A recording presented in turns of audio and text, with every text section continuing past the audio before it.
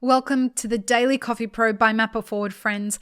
I'm your host, Lee Safar, and today we are looking at planning for success in barista competitions.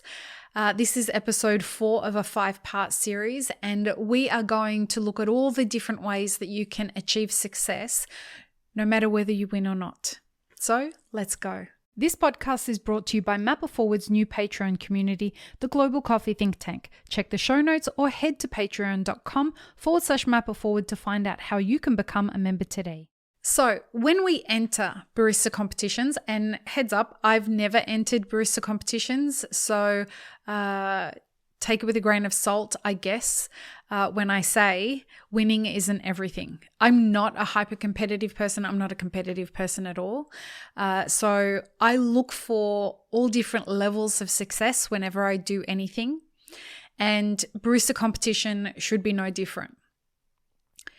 Winning or losing is, I guess, really great if you're winning and feels really shit if you lose. But those are temporary things.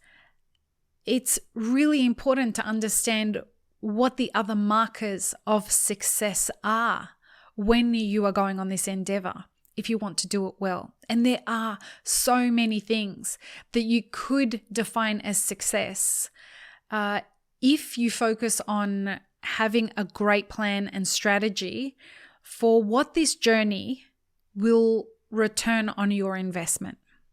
And so it's really important to look at the different levels of the potential success and name them with your coach, with your sponsors, and be very deliberate about what it is that you want to get out of this.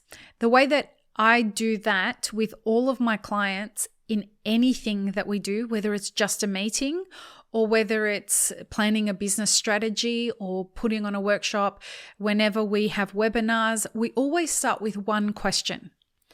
And that is, what does success look like at the end of this process? Whether the process is just a meeting or whether the process is becoming or entering a barista competition, what does success look like?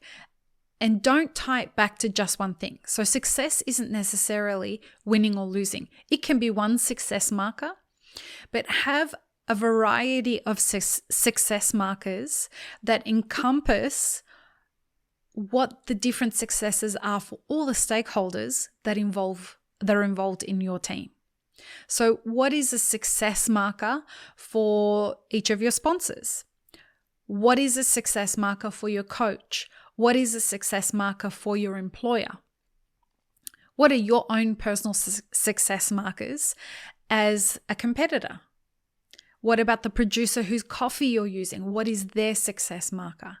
So clearly defining what all of the encompassed success markers, that is really hard to say so many times, what are all of the success markers that are encompassed in your campaign to go as far as you can in a barista comp or brewer's cup or roasting comp or any of these kinds of competitions?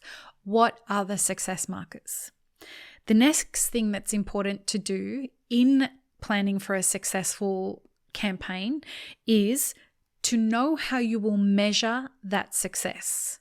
So if we're talking about growing your audience as one of your personal success markers, knowing how much you want to increase your audience on social media by is a very clear success marker and helps you understand and plan for the strategy required to execute on that, which means you'll have to very deliberately include social media awareness of your choice to be a competitor as a part of your preparation strategy. If you want to increase YouTube subscriptions, you'll have to make sure that you create videos talking about what you're doing on YouTube. If you want to increase your mailing list, my guess is you don't have one yet. You'll have to create it, and you'll have to find a way to create engagement through a mailing list. If you want to raise money, you'll have to have a strategy around how you'll do that if it's a success marker for your campaign.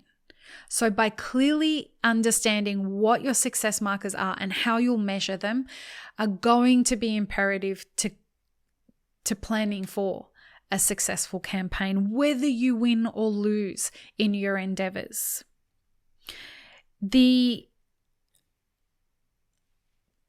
idea that here's me saying losing is okay, I know that sounds ridiculous considering it's a competition, but what I would encourage you to do is to plan for winning, but be okay with the fact that you might not.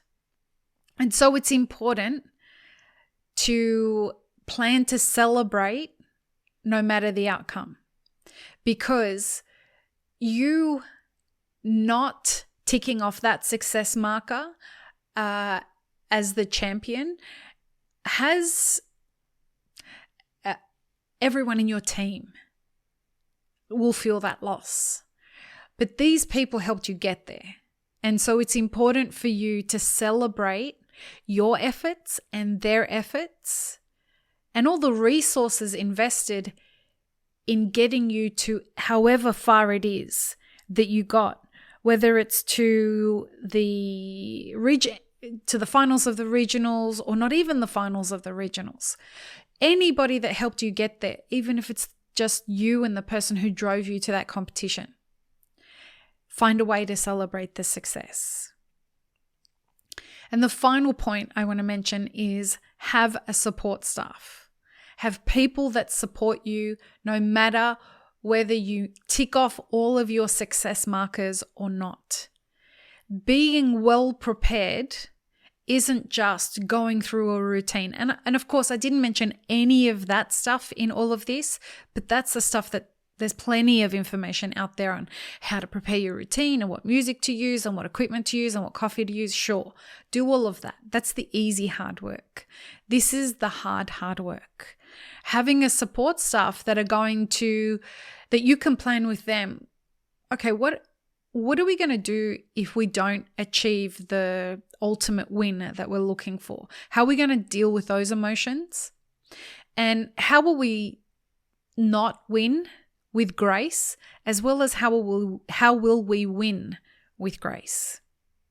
There are a lot of really complicated emotions that are involved in barista competitions. Not a lot of them are great feelings, because you're usually left feeling like a failure, or that you're not good enough, or that your lack of self-worth is really challenged. Having a support team that is going to be able to help you through that is going to be really helpful.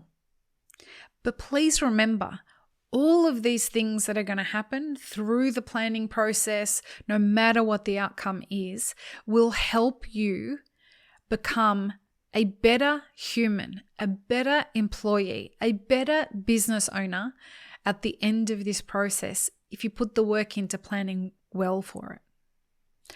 I hope that that's been helpful. We've got one episode left. Peace, love, and peanut butter, friends. Have an amazing rest of your day. Thanks, friends. If you enjoyed this video, here's what you should check out next. Consider supporting Map It Forward on Patreon, and be sure to subscribe and hit the notification bell before you leave.